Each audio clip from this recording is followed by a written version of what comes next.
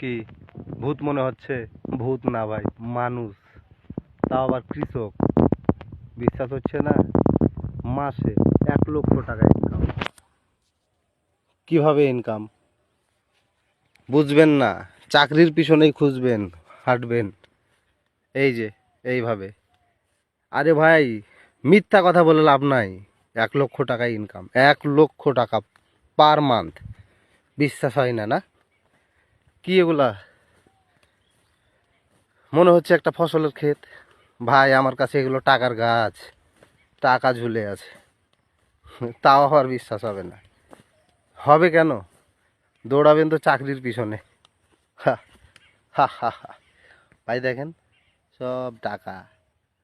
আরে হাই চাকরি, চাকরির গুল্লি মারি, চাকরির গুল্লি মারি আমি।